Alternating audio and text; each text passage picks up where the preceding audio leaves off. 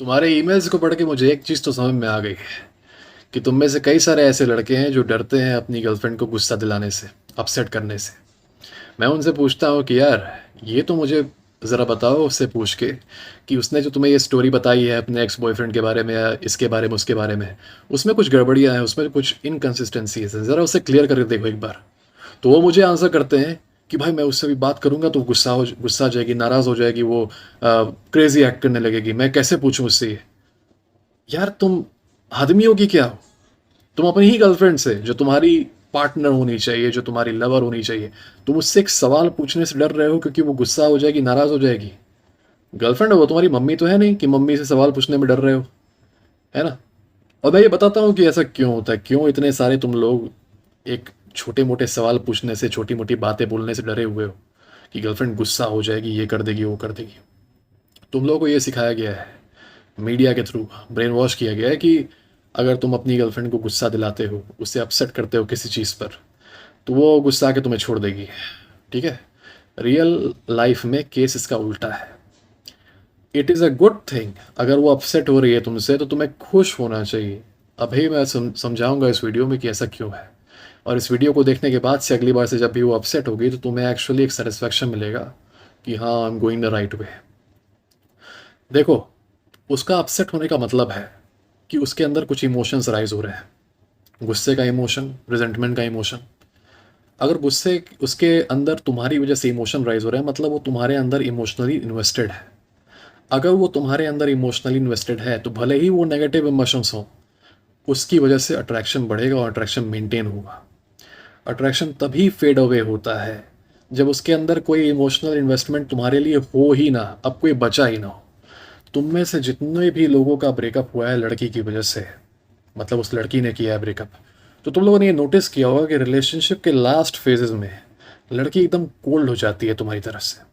तुम मर भी रहे होगे ना कहीं पे, तो शी वुडंट केयर। उसका मतलब रिएक्शन, उसके मैसेज आते हैं एक शब्द में, उसके मैसेज हमेशा ओके के ये सब करके आएंगे। तुम लंबे लंबे पैराग्राफ लिखते हो, उसके मैसेज एक एक वर्ड में आते हैं। ठीक है? ये तुमने नोटिस किया होगा कि ऐसा होता है। क्यों होता है? तुम्हारी हरकतों ने, तुम्हारी वीकनेस ने उसको कोल्ड बना दिया है। उसका सारा इमोशनल इन्वेस्टमेंट उस तुम्हारे अंदर जो था, चाहे वो पॉजिटिव हो या नेगेटिव हो, वो जा चुका है। एक काफ़ी फेमस लाइन है, the opposite of love is not hate, the opposite of love is indifference. तुमने उसे इनडिफरेंट कर दिया है अब अपनी वीकनेस दिखा के। ये बहुत डेंजरस स्टेट है। इस चीज़ से मत डरो कि वो अपसेट हो रही है, इस चीज़ से डरो कि वो इनडिफरेंट हो रही है, वो कोल्ड हो रही है, अब उसे कोई गुस्सा आ ही नहीं रहा। ठीक है? जब उससे गुस्सा आता है किसी ना किसी बात पे या फिर वो अपसेट होती है, तो उसके अंदर जो ये इमोशन राइज होता है ना गुस्से का, इसका मतलब ये है कि she is investing her emotions in you, she cares about you. ठीक है? And the more emotions she invests in you, the more she gets connected to you. जितना वो तुम्हारे बारे में सोचेगी, गुस्से में भी सोचेगी ना, उतना वो तुमसे अटैच होगी। ये अटैचमेंट बनता रहेगा ओवर टाइम। ठीक है? क्योंकि इसको तुम बना रहे हो। ये इमोशनल अटैचमेंट काफ़ी इंपॉर्टेंट है रिलेशनशिप के लिए। जैसे तुम फिजिकली अटैच रहते हो लड़की से, वैसे उसे तुमसे इमोशनली अटैच होना ज़रूरी है। और तुम उसके इमोशंस को ऊपर नीचे करने के लिए कुछ देते ही नहीं।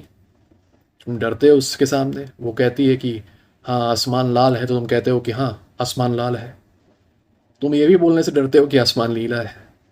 तुम कहते हो कि, वो तुमसे कहती है कि मेरे लिए ये काम करो, ये रिचार्ज करो मेरा फ़ोन, तुम कहते हो कि यस बेबी मैं करता हूँ।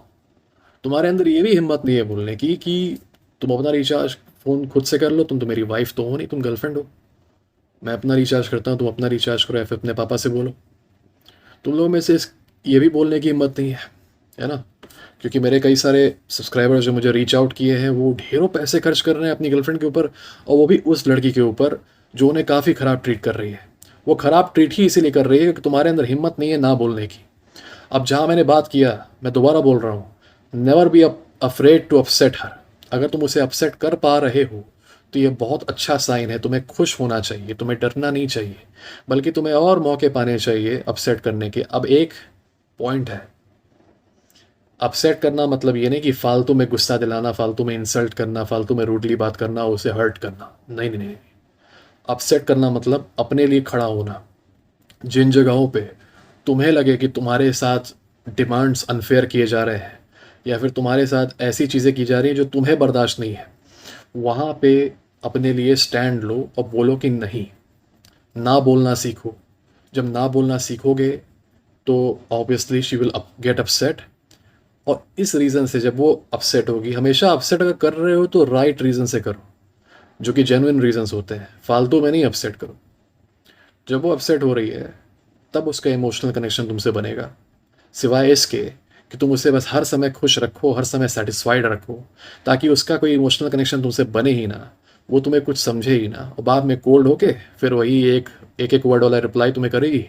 अब बाद में तुम्हारा ब्रेकअप आ जाएगा, फिर तुम परेशान होगे कि मैंने क्या किया, मैंने तो सब कुछ सही किया था यार, मैंने तो हर बात मानी थी, मैंने तो हमेशा कोशिश की कि कभी वो दुखी ना हो, आई ऑलवेज वॉकड ऑन एक्शेल्स, है ना। और हुआ क्या? उल्टा हुआ। तुमने जो सोचा था, तुमने सोचा कि तुम हमेशा उसे खुश रखोगे तो वो तुम्हें रिवॉर्ड देगी, हमेशा रह के तुम्हारे साथ। वहीं उल्टा तुम जिन छपरियों का एग्जाम्पल मुझे दे रहे हो, वो छपरी कैसे क्या हरकतें करते हैं। They always upset these women for no reason, and the more they chase them.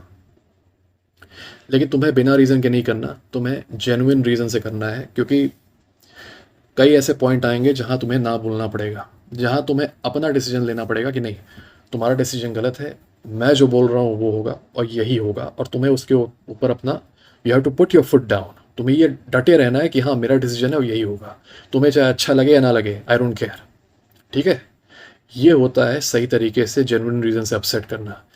When she will get upset, वो अपना गुस्सा दिखाएगी और तुम्हें लगेगा कि वो गुस्से से तुम्हें छोड़ देगी, इस रीज़न में तो बिल्कुल भी तुम्हें नहीं छोड़ेगी, because she is now more attach to you and she respects you. वो तुम्हारी रिस्पेक्ट करती है कि तुम्हारे अंदर इतनी मर्दानगी है कि तुम उससे डरते नहीं, उसके गुस्से से, और उसके गुस्से के बावजूद तुम्हें पता है कि अच्छा डिसीजन, सही डिसीजन क्या होता है, क्योंकि वो तुम्हें सिर्फ एक बॉयफ्रेंड की तरह नहीं देख रही है, वो तुम्हें एक पोटेंशियल लॉन्ग टर्म मेट की तरह देख रही है।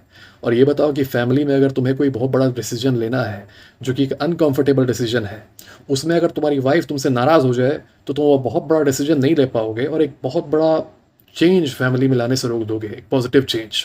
मतलब फैमिली वही की वही रह जाएगी, उसमें जो पॉजिटिव एडवांसमेंट होना था वो नहीं हो पाएगा अब। क्यों? क्योंकि तुम परेशान थे कि आज तुम्हारी वाइफ तुमसे बात नहीं करेगी, इसके चक्कर में तुमने अगले 20 साल के डिसीजन को हॉल्ट कर दिया। ये कितना डेंजरस है, समझ रहे हो? तो वो इन चीज़ों के लिए तुम्हें जज कर रही है कि यार इसके अंदर क्या इतनी हिम्मत है कि ये कुछ करने वाला है, और मैं अगर हल्का सा इसे ये हिंट दे दूँ कि अगर ये करेगा तो मैं नाराज़ हो जाऊंगी, तो क्या इसकी इसकी फट जाती है। और अगर तुमने दिखा दिया कि हाँ तुम्हारी फट जाती है, और तुम्हारे लिए यही है कि तुम्हारा सारा अप्रूवल उसी के अप्रूवल से चलना है, तो she will not respect you.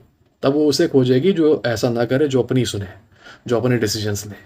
अगर वो तुमसे फालतू की डिमांड कर रही है कि मुझे इतने पैसे भेजो, मुझे उतने पैसे भेजो, और तुम भेजे जा रहे हो ये सोच के कि तुम अगर नहीं भेजोगे तो वो तुम्हें छोड़ देगी, तो वो तुम्हें पक्का छोड़ देगी।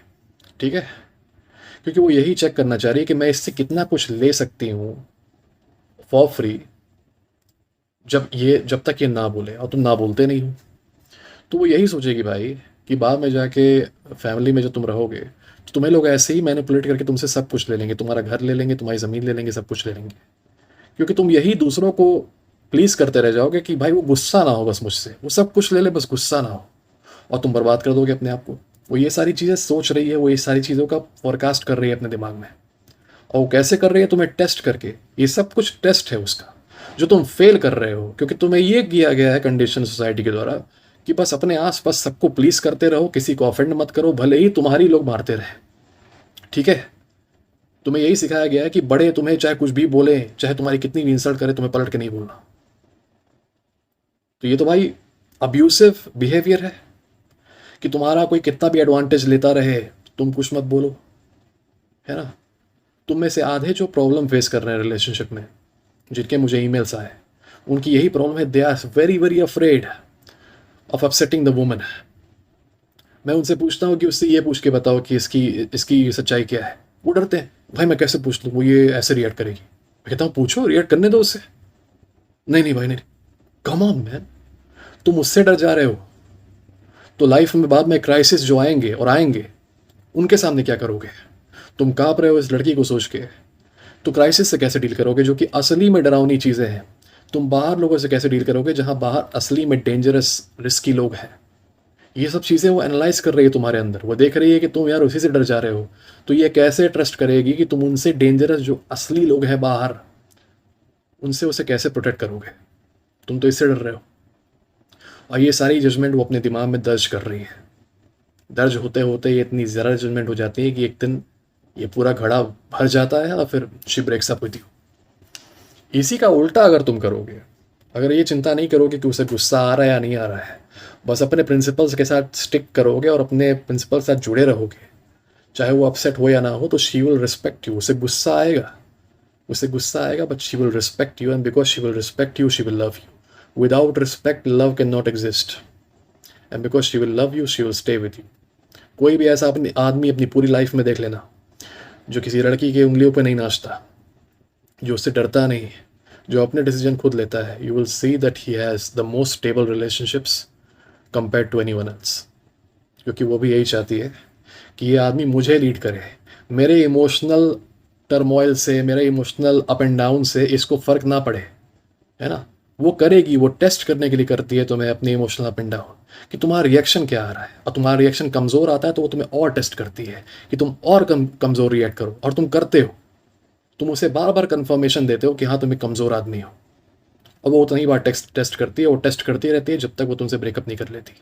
ब्रेकअप भी एक बहुत बड़ा टेस्ट होता है जिसमें तुम लोग रोने लगते हो, फेल करते हो टेस्ट को ऐसे, ठीक है। इसीलिए never be afraid to upset her. It's a good thing to upset her, I am telling you right now, because it evokes an emotional reaction out of her. As long as you're getting an emotional reaction out of her, you're winning and your relationship will go on. जहाँ ये emotional reaction आना बंद हो गया, जहाँ वो cold हो गई, तो भाई तुम तैयार हो जाओ, तुम्हारा ब्रेकअप होने वाला है। तो और किसी का कोई क्वेश्चन है अगर, तो feel free to email me. मेरा डिस्क्रिप्शन में ईमेल है, इंस्टाग्राम भी है और ट्विटर भी है और टेलीग्राम भी है। आप लोग जब भी चाहें कांटेक्ट कर सकते हैं। डिटेल्ड ईमेल से लिखा करिए अपनी प्रॉब्लम्स का, मैं सारी ईमेल्स का रिप्लाई करता हूँ। आई होप आपको कुछ वैल्यू मिली होगी मेरी वीडियो से। तब तक के लिए गॉड ब्लेस यू।